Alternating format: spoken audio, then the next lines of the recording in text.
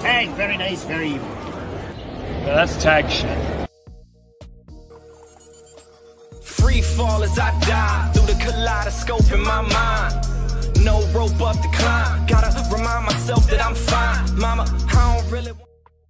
What up, ladies and gentlemen of the IWC? It's your boy Scooter Ray, aka Scoot here, and I'm here to talk about Saturday night's main event that took place Saturday night in Long Island at the Nassau Coliseum.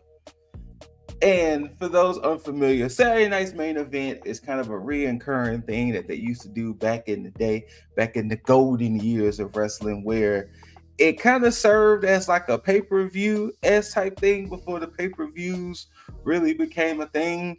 And every now and then WWE would do one here and there. But I think, if I remember correctly, I think they said this is the first one since like 2008 or something like that. Like, it's been a minute since they did a Saturday night's main event. And this also serves as kind of like the last big event WWE has for the year. The last PLE for WWE was Survivor Series. NXT's last PLE was Deadline. So Saturday night's main event is kind of like the last big event until we get Royal Rumble in February. And this was on NBC and Peacock simultaneously. So, you know, it was on regular cable television. It was 2 hours of action and entertainment. And let's get down to it. You know, they had the retro theme, of course, because, you know, it's an older show. So they had some of the, you know, with the music, the graphics, you know, the refs was even in retro style ref gear. And, you know, for like a pre-show kind of thing, you had Joe Tessitore from Raw with Jesse the Body Ventura. And then your commentators was Michael Cole and Pat McAfee. Let's go! And let's get to it. First match of the night, grudge match. Sami Zayn, Drew McIntyre. And for those not in the know or in the know, Drew recently came back about roughly 2 weeks ago and set his sights on Bloodline again. Any and everybody who's still associating is more associating with Roman's Bloodline more than Solo's. And this match came about. A pretty standard match. Whether it could have been on Raw, whether it could have been big enough to be on a PLE, pretty standard match. Nothing too crazy here. Drew gets the dub. He hits a good Claymore kick on Sami Zayn. 1, 2, 3. Drew wins. Now, it's kind of interesting to see where this storyline is going to go forward, because you seemingly have Drew McIntyre gunning for Bloodline and people associated. You got Kevin Owens mad at Cody, which we'll talk about in that main event, because he's associated with the Bloodline. And you also got Seth Rollins. Sounds like them three should form a makeshift little trio, because they're mad about people who still associating themselves with Bloodline and Bloodline adjacent things. Because even this past Friday, Drew McIntyre attacked Jimmy Uso. And if you're unaware, with Raw going to Netflix, they're now starting to do a transfer portal where the GMs, so Ava, Nick, and Adam, are all kind of conversing to see who may go where. So not knowing for sure if Drew is going to end up on SmackDown when the transfer is all done with, but it'll be interesting. It'll be interesting because considering that's where a lot of the Bloodline is housed, it'll be interesting to see if he ends up going on SmackDown or not.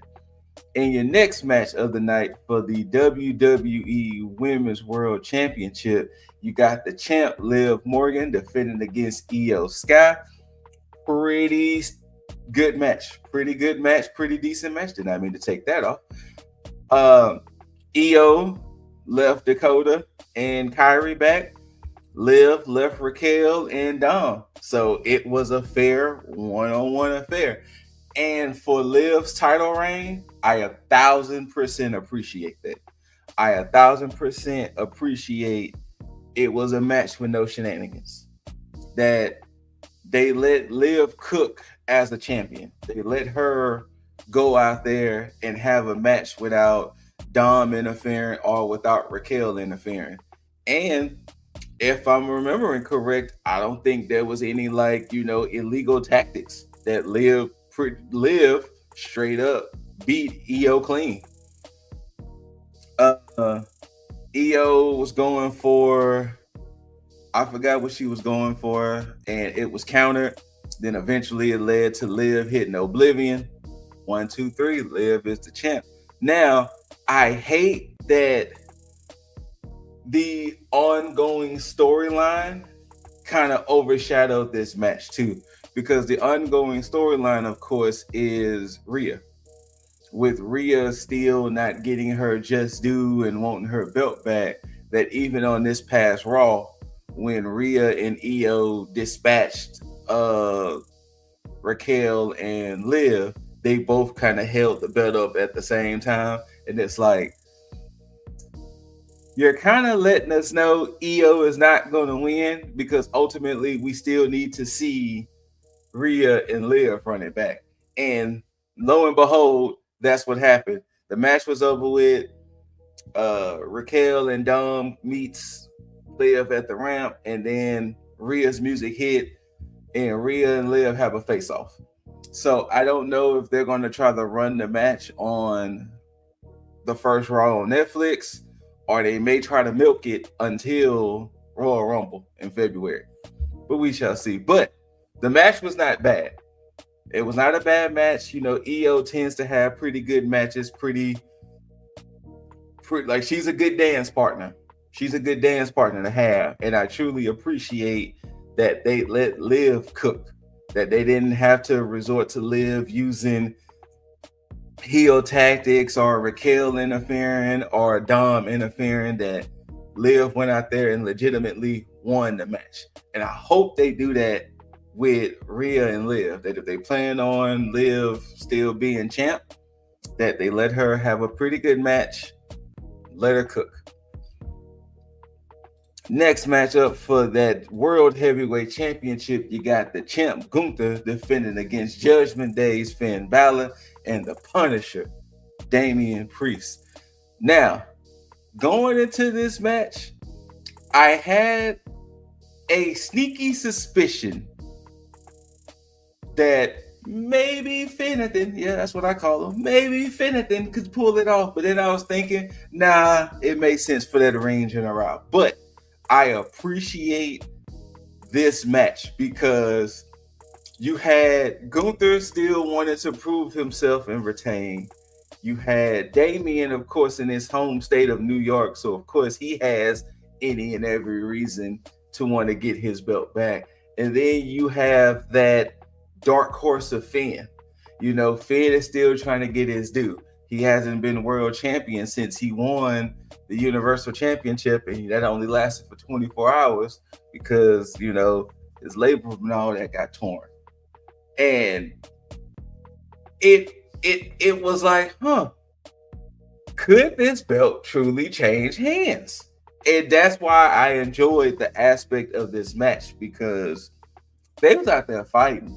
Usually when you're going to have a match with that range and around Gunther, you're going to have a squabble. You're going to have a scuffle, and squabbles and scuffles is what happened.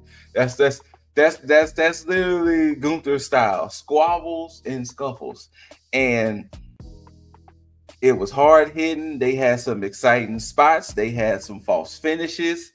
And ultimately, it led to Gunther just kind of being like, you know what? I'm going to just solve this. He went out there. He powerbombed Damian Priest on the steel steps. He went out there, and as Pat McAfee likes to call it, he hit that, what do you call it? The T-Rex drop kick, kind of similar to Finn's John Woo drop kick that he likes to hit.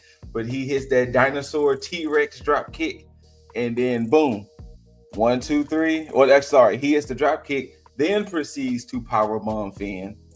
And then 1, 2, 3, Gunther remains your champion. And it was like, that was pretty dominant fashion of how Gunther was just like, screw this, I'm taking over. And I'm going to show y'all why I'm him, why I'm the ring general. The next match to determine the first Women's United States champion, you have Michin versus Chelsea Green. My apologies. Chelsea Green. And first and foremost, I want to say I am proud of both of those women because they both been just doing the things they have been good utility players, as Dizzle likes to say.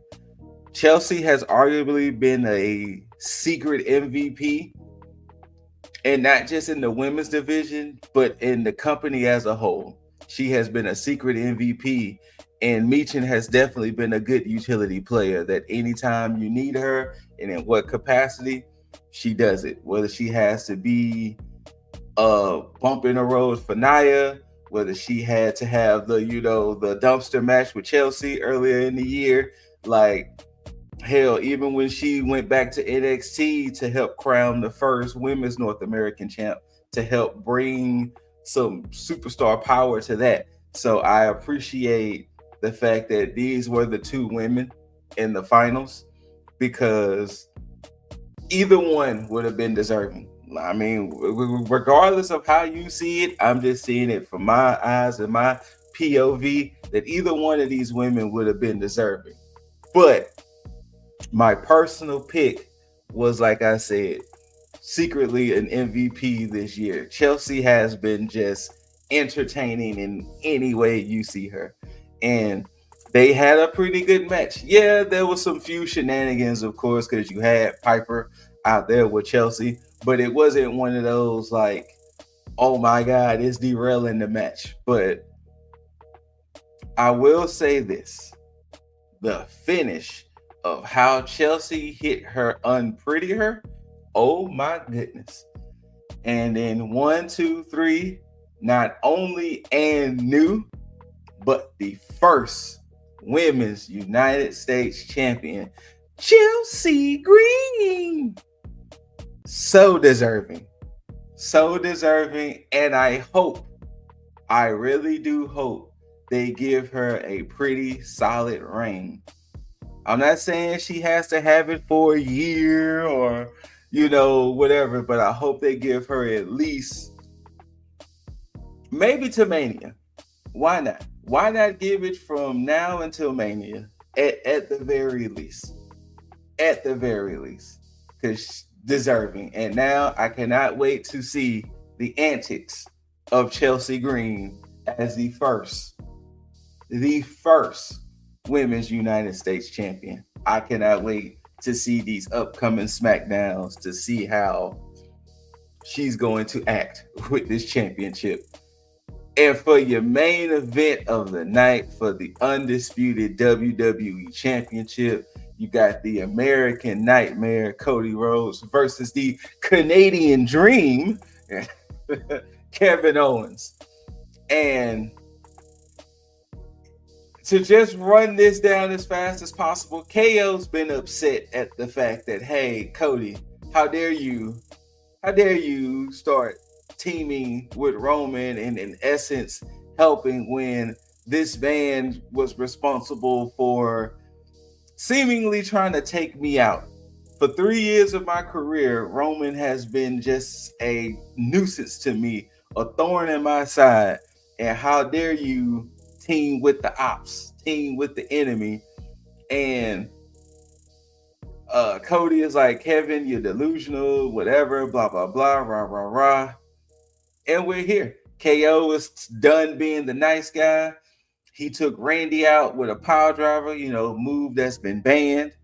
He's just been back to old heel Kevin Owens, the fight Owens fight, the prize fighter.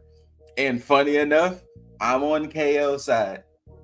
I am on KO's side because it's like I considered you a friend, and you started teaming with the ops.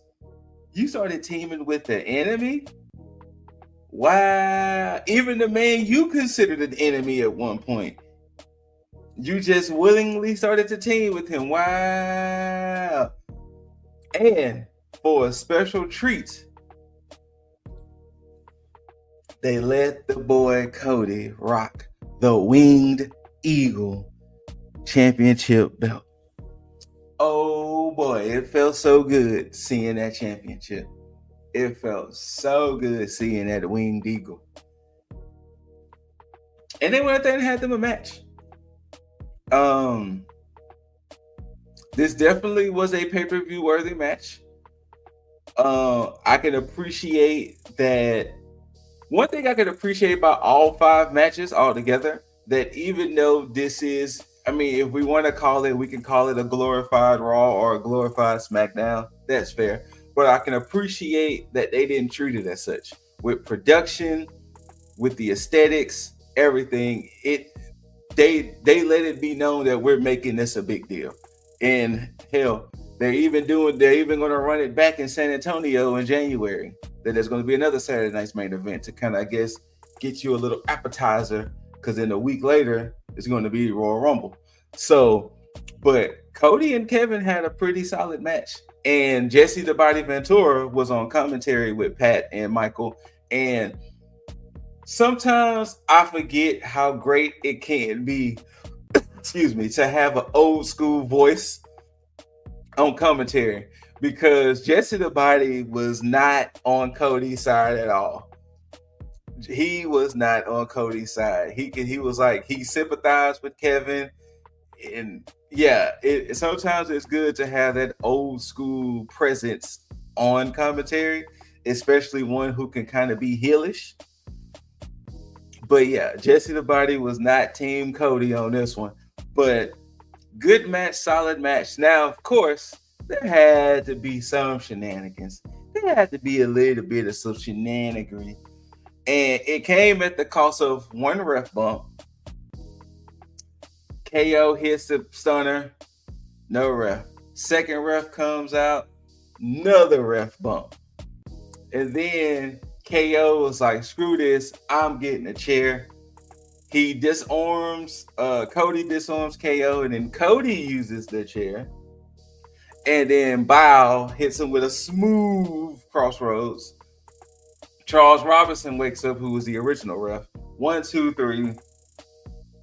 Cody retains. And pretty much since this was on network TV, there was no overrun. So pretty much promptly at 9 o'clock, the show ends, which is fair. So after the show ends, they show footage of KO attacking Cody. And not only did he attack Cody, but he hit him with the package pile driver. Yeah, the package pile driver. You got to put the emphasis on the P's, because he hit a crisp package pile driver. Because, you know, he hit Randy with a normal pile driver. Yeah, you know what I'm saying? That one you got to say normal, the normal pile driver. But he hit them with the package pile driver. And Cody just had no choice but to take it. Then KO takes the belt. He's at the ramp, and Triple H confronts him. They show footage of Triple H getting all in KO's face, pushing him and being like, hey man, what are you doing? Like, and once again, we'll see where this goes to, because from the way that's shown, this ain't over either. This is still a thing. And yeah, I wouldn't be surprised if they potentially save this for Royal Rumble, because it seems like KO always get title shots at Royal Rumble. When Roman ran him over with the golf cart, that was at Royal Rumble. When Sammy made his choice to turn on the bloodline, that was at Royal Rumble. So, KO and Royal Rumble title matches is interesting. But yeah, ultimately, that was the night. And once again, to run it back down again, Drew McIntyre beats Sami Zayn. Liv Morgan retains against Io Sky. Gunther retains against Damian Priest and Finn Balor. Chelsea Green is the first Women's United States Champion, defeating Michin. And Cody defeats KO. We'll see what happens because we got a couple of more weeks until the new year. And, you know, we get that Raw on Netflix, which we already promised a tribal combat between Roman Reigns versus Solo Sikoa to determine who is the real tribal chief. I'm pretty sure we'll get other matches announced soon, but Saturday night's main event, definitely worth watching. 2 hours of your time, definitely worth watching. I wouldn't say there was a bad match. I wouldn't say that there was necessarily a great match per se, but definitely worth watching. Like, it wouldn't be one of the things where if you watch it on Peacock, you're like, oh my God, why did I just spend 2 hours? No, it's definitely worth watching. Saturday night's main event. Shout outs to my tag brother and Lip Dizzle, Jaeger Bombastic, Juggernaut 097. Shout outs to the ninjas as well, because this video will be on both. Thank y'all for tuning in. Whether you loved it or hated it, don't forget to rate it, thumbs up, thumbs down, preferably thumbs up. Like, share, subscribe, comment, all that other good things. When you do all of that, make sure you hit that. Make sure you tag that notification bell so you can be notified for more videos like this and wherever else we post on Tag and on the Less Than Stealthy Ninjas. And until then, love one another, take care of one another, love yourself and take care of yourself. And until then, all is welcome to this Tag Nation. And I'm going to sign y'all off with this too sweet. Bada, bada, bada, bada, boom. Peace out.